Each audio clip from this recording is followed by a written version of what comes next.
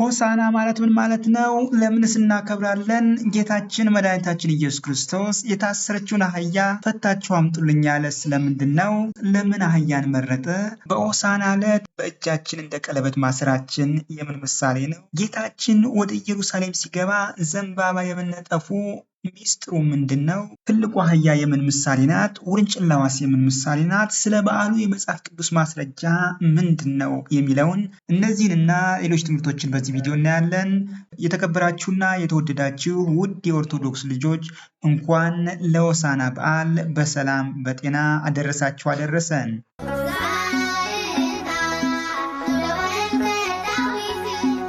ጌታችን መድኃኒታችን ኢየሱስ ክርስቶስ የሰውን ልጅ ከዘላለማዊ ሞት የማዳን ሥራ ለመፈጸም ጥቂት ቀናቶች ሲቀሩት በነቢያት የተነገረውን ትንቢትና በብሉይ ኪዳን የነበረውን ምሳሌ ይፈጽም ዘንድ በአህያይቱና በውርንጫ ላይ ተቀምጦ ወደ ኢየሩሳሌም ሲገባ ደቀ መዛሙርቱና ብዛት ያለው ሕዝብ ሆሳዕና በአርያም እያሉ በመዘመር ሰማያዊ አዳኝ መሆኑን መስክረው ተቀብለውታል።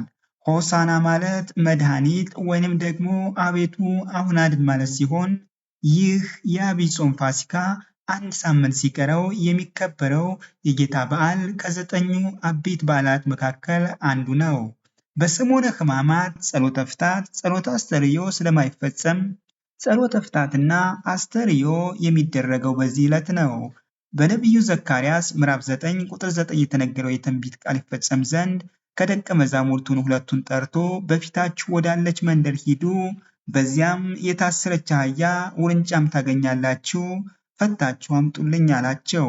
አህያዋም ከነ ውርንጫዋ ነፃነቷን ተገፋ፣ የለመለመ ሳር እንዳትበላ፣ የጠራውን ውሃ እንዳትጠጣ ታስራ እንደነበር ሁሉ የሰውን ልጅ ለ5500 ዘመን በሰይጣን አገዛዝ ስር ወድቆ ነፃነቱን አጥቶ ጸጋውን ተገፎ ክብሩ ተጎሳቅሎ በግራ አጋንንት ይረገጥ ነበር።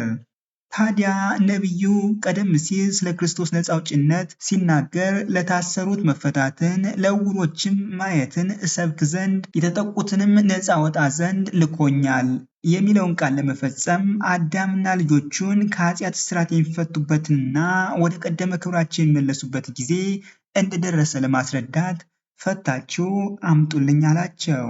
ይህም በምድር የምታስሩት በሰማይ የታሰረ ይሆናል፣ በምድር የምትፈቱት በሰማይ የተፈታ ይሆናል ብሎ ስልጣነ ክህነትን የሰጣቸው ሐዋርያትንና ከእነርሱም በኋላ የሚነሱ ካህናት ሰዎችን ከኃጢአት እስራት እየፈቱ ነፃ እያወጡ ወደ እርሱ እንዲያቀርቡና ለእግዚአብሔር መንግሥት የተገቡ እንዲሆኑ የተሰጠ ኃላፊነትን ያመለክታል።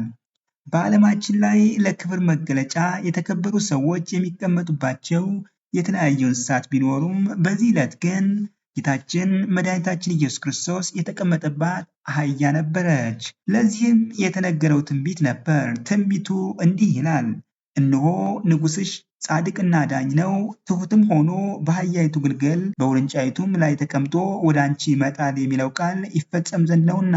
በብሉይ ኪዳን ዘመን የነበሩ ነቢያት መጪው ዘመን የመቅሰፍት፣ የመዓት፣ የመከራ ዘመን መሆኑን ለመግለጽ በፈረስ ላይ ተቀምጠው ዘገር ነጥቀው ሲታዩ፣ የሰላም የደስታና የምሕረት የቸርነት ዘመን ሲመጣ ደግሞ ነጭ ልብስ ለብሰው በአህያ ላይ ተቀምጠው መነሳንስ ይዘው በአደባባይ ይታዩ ነበር። ታዲያ ጌታችን መድኃኒታችን ኢየሱስ ክርስቶስ ሥርዓተ ነቢያትን በመጠበቅ ሕዝቡም በሚያውቀው ትውፊት በሰውና በእግዚአብሔር መካከል የነበረውን የጥል ግድግዳ በመስቀል የሚፈርስበት የእግዚአብሔር ምሕረት ለሰው ልጅ ሊሰጥ የተቃረበበት ጊዜ መቃረቡን ለመግለጽ በአህያ ጀርባ ላይ ተቀምጦ ወደ ኢየሩሳሌም ገብቷል። ጌታችን በክብር ሆኖ ወደ ኢየሩሳሌም ሲገባ የፋሲካን በዓል ለማክበር ከየሀገሩ የመጡ ከሞተና ከተቀበረ በኋላ በአራተኛው ቀን ጌታችን ከሞት ያስነሳውን አልዓዛርን ለማየት ሲሰበሰቡ ብዛት ያለው ሕዝብ የዘንባባ ዝንጣፊና የለመለመ ቅጠል በመያዝ ልብሳቸውን በየመንገዱ በማንጠፍ በጌታ ስም የሚመጣ ንጉሥ የተባረከ ነው፣ በሰማይ ሰላም በአርያም ክብር እያሉ ሰማያዊ አዳኝ መሆኑን አውቀው ታላቅ በሆነ አቀባበል ተቀብለውታል። ጌታችን ወደ ኢየሩሳሌም ሲገባ ዘንባባ የመነጠፉ ሚስጥርስ ምንድን ነው ብለን ስንጠይቅ ዘንባባ አብርሃም ይስሐቅ በተወለደ ጊዜ ደስ ብሎት ዘንባባ ይዞ እግዚአብሔርን አመስግኗል። ሁለተኛው ደግሞ ዘንባባ ደርቆ እንደገና ሕይወት ይዘራል፣ የደረቀ የምታለመልም አምላክ ነህና ሲሉ ነው። ሶስተኛው ደግሞ ዘንባባ የሰላም ምልክት ነው። አንተ የሰላም አምላክ ነህ ሲሉ ነው። አራተኛው ዘንባባ የመነጠፉ ሚስጥር ዘንባባ የደስታ መገለጫ ነው። አንተ ደስ የምታሰኝ ሐዘናችንንም የምታረቅልን አምላክ ነህ ሲሉ ነው። ሌላው ደግሞ ዘንባባ እሳት አይበላውም ለብልቦ ይተዋል እንጂ ጌታም አንተ ባህሪ የማይመረመር ነው ሲሉ ነው። ህዝቡ ጌታችንን ልብሳቸውን እያነጠፉ ተቀብለውታል። ልብሳቸውን ማንጠፋቸው ለክብሩ መገለጫ ነው። ልብስ አይቆረቁርም፣ ጌታ የማትቆረቁር ሕግ ሰራሁላችሁ ሲል ነው። ሌሎችም 3 አይነት ቅጠሎች ማለትም የዘንባባ ዛፍ፣ የቴምር ዛፍ እና የወይራ ዛፍ አንጥፈውለታል። ዘንባባ የሰላም፣ የደስታ፣ የድል አድራጊነት ምልክት ነው። አብርሃም ኮሎዶጎሞርን ድል ባደረገ ጊዜ የዘንባባን ዝንጣፌ ይዞ እግዚአብሔርን አመስግኗል። ዮዲት ሆልኒፎርስን ድል ባደረገ ጊዜ የዘንባባ ዝንጣፌ ይዛ ድል አድራጊነቷን ገልጻለች። ጌታችን መድኃኒታችን ኢየሱስ ክርስቶስም ሰይጣን ዲያብሎስን ድል የሚያደርግበት የሰው ልጅ ከሰይጣን አገዛዝ ነፃ የሚያወጣበትንና የሚያድንበትን ጊዜ ተቃርቦ ነበርና ድል አድራጊነቱን ለመግለጽ ዘንባባ ይዘው ሆሳና በአርያም እያሉ አመስግነውታል። ከሚጠቡና ከሕፃናት አንደበት ምስጋና አዘጋጀህ እንደተባለው አፋቸውን ያልፈቱና በእናታቸው እቅፍ ያሉ ሕፃናት ሳይቀሩ አመስግነውታል። ሆሳና ማለት መድኃኒት ማለት ነውና መድኃኒት መባል ለአንተ ይገባል እያሉ አመስግነውታል። ወደ ኢየሩሳሌም በቀረበ ጊዜ ከተማዋ ተጨነቀች፣ ታወከች። የፊቱ ብርሃን ከፀሐይ ይልቅ ሲያበራ አይታ የሕፃናቱን ደማቅ ምስጋና ሰምታ ደስ ሊላት ሲገባ ታወከች። አይሁድ የካህናት አለቆች ከሕዝቡ መካከል ይህ ማን ነው የሚለው የማጉረምረም ድምፅ ይሰማ ጀመር።